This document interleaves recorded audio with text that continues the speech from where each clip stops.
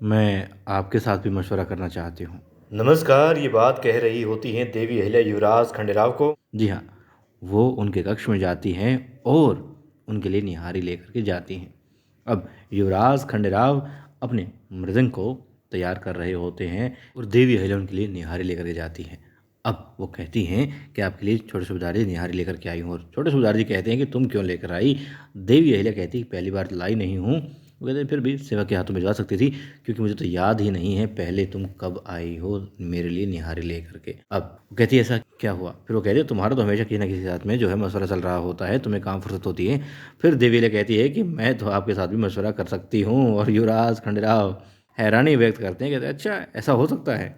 अब देवी अहिल्या युवराज खंडेराव के पास में बैठ जाती है और युवराज कहते हैं कि अच्छा कल तो चोरोटी का मुहूर्त निकला है और तुम्हें दरबार भी जाना है। देवी अहिल्या कहती है कि नहीं, मेरी जगह दरबार में जाएंगे तुको जी, मैंने उनको सब समझा दिया है। युवराज खंडेराव कहते हैं अच्छा तुम घर के काम के लिए अपने दरबार के काम छोड़ दोगी? ऐसा कैसे हो गया? हमने तुम्हें बहुत समझाया मगर ऐसा नहीं हुआ। चलो अच्छा है, तुम्हारी आई के समझाने से शायद तुम मान गई हो। फिर वो कहते हैं, जब देवी अहिल्या कुछ कहना चाहती हो, कहते नहीं बस और नहीं, तुम्हारे साथ में देखो हमारी बहस हो जाएगी और हम ऐसा चाहते नहीं हैं, तो कुछ नहीं। फिर देवी अहिल्या कहती है चलो कुछ सुना ही दीजिए। इस पर भी युवराज खंडेराव कहते हैं कि ताल ठीक से बैठ नहीं रही है तो अच्छे से सुना नहीं पाएंगे। और फिर वहाँ पर देवी अहिल्या बस दुखी हो जाती हैं और वहाँ से चल देती हैं। युवराज खंडेराव अपने मृदंग पर लगे रहते हैं और वहाँ पर रेणुका पूजा कर रही होती है और कहती है हे माँ, कुछ ऐसा करना कि छोटी रानी सब ठीक कर दे। और दरवाज़ा खटखटाता है कोई, वो सोचती है छोटी रानी आ गई है, तभी खोलती है दरवाज़ा, कौन पाते हैं तुको जी होते हैं। गंगोत तात्या होते कहते हैं कि आपको आज दरबार जाना है और आपको क्या करना है, कैसे करना है, क्या कहना है, इस बारे में आपको समझाना। छोटी रानी आज दरबार में नहीं आएंगी। तब तुको जी कहते हैं कि हाँ वो दरबार में नहीं है, और गंगोत तात्या बताते हैं कि उन्हें निजी काम था तो इसलिए वो नहीं आ पाएंगी। और ये बात सुन करके दुखी हो जाती हैं रेणुका। और वहाँ पर देवी अहिल्या तैयार हो रही होती हैं चौरोटी की रस्म के लिए। और जो देवी अहिल्या की सबसे छोटी आई है, जी हाँ हरखुबाई, वो कहती है बहुत सुंदर लग रही हो तुम, गर्भावस्था का जो तेज है वो तुम्हारे चेहरे पर दिखाई दे रहा है। शिव शंभू सदैव तुम्हारी रक्षा करे, आशीर्वाद बनाए रखें। और रखमा बाई साथ में होती है और पूछती है तुको जी से कोई संदेश आया क्या आपके पास? वो कहती है तुम अपने भाऊजी पर भरोसा नहीं हो? कहती नहीं, भरोसा तो है, तो बस अपने रस्म पर ध्यान दो। और फिर हरखुबाई कहती है कि रस्म पर ध्यान है इसका, तभी तो ये इस रस्म के लिए आ रही हैं। तुम्हारा क्या मतलब है? वो कहती नहीं, बस मेरा मतलब तो ये है कि मतलब आई बनने वाली है और शिव जी स्वयं अपने बहुत सारे आशीर्वाद देने के लिए तैयार हैं, लेकिन इसे मतलब अपनी सिर्फ इस पल पर ध्यान दो अहिल्या, दूसरी बातें तुम बाद में भी कर सकती हो, दूसरों के बाद में तुम कुछ कर सकती हो। फिर वो कहती हैं कि इस रस्म के लिए मैं भी बहुत खुश हूँ और आई बनने के एहसास से बहुत खुश हूँ मैं। इसके आने के बाद में मैं और मेरी दुनिया पूरी होने जा रही है, और बस मैं यही चाहती हूँ कि इसी तरीके से मैं किसी और की दुनिया भी पूरी कर दूँ। और फिर समझ जाती हैं हर को बाई कि ये नहीं मानेगी, और फिर वो लोग चल देते हैं अपनी इस रस्म के लिए। और वहाँ समझा रहे होते हैं गंगू तात्या तुको जी रेणुका को कि देवी अहिल्या नहीं आ पाएंगी और आपको जो तैयारी करनी है हम आपको बता देते हैं क्या करना है। मगर फिर वो ध्यान करती है कि नहीं, यहाँ पर तो पहले भी एक पुरुष आ चुका है तो मैं किसी पर भरोसा नहीं कर सकती। और वो कहती है मैं भरोसा नहीं कर सकती किसी पर भी, तो मैं आपके साथ नहीं आ सकती।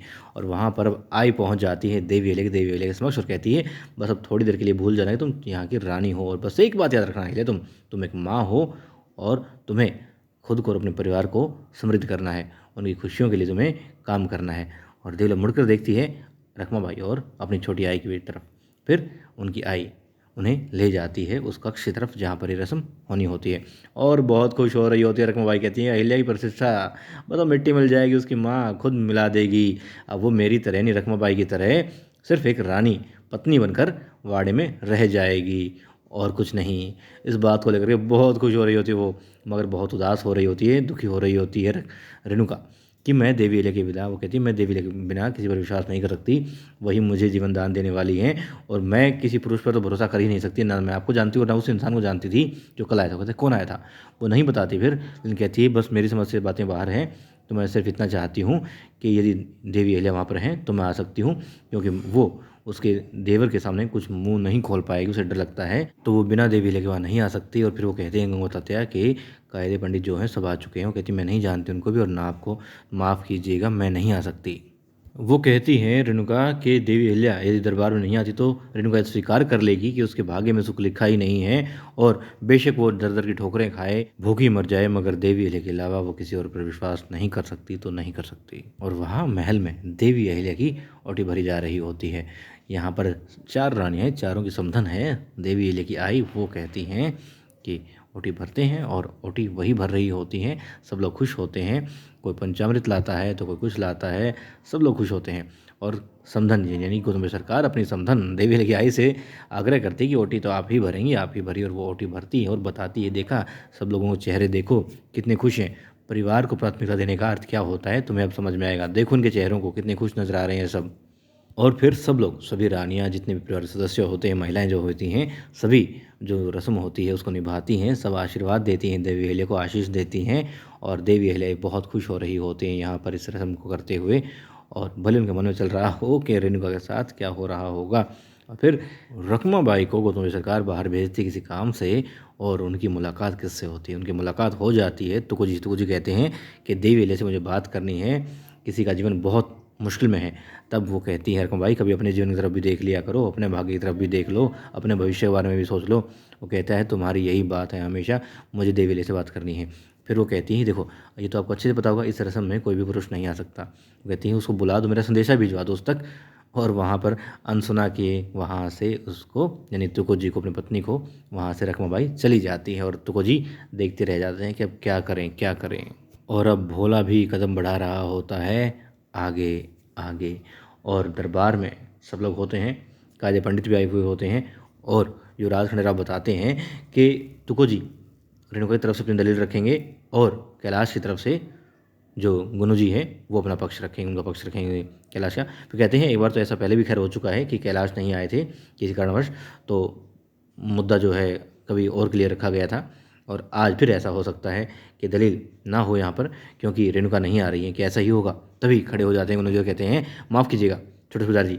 और फिर आगे पाते हैं सूबेदार जी कहते हैं कैलाश जी तो तबीयत खराब होने की वजह से नहीं आ पाए थे, इस बात की पुष्टि हम कर सकते हैं, करवा भी सकते हैं। मगर रेणुका दरबार में क्यों नहीं आ रही? क्या तबीयत खराब है, कोई और बहाना है उसके पास में?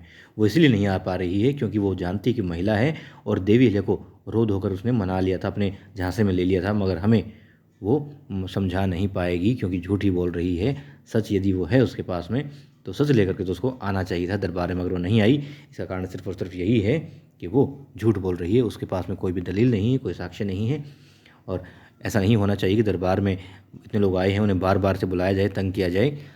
यदि उसे लगता है कि देवी अहिल्या नहीं है यहाँ पर तो क्या बात है, सच्ची है तो उसे आना चाहिए।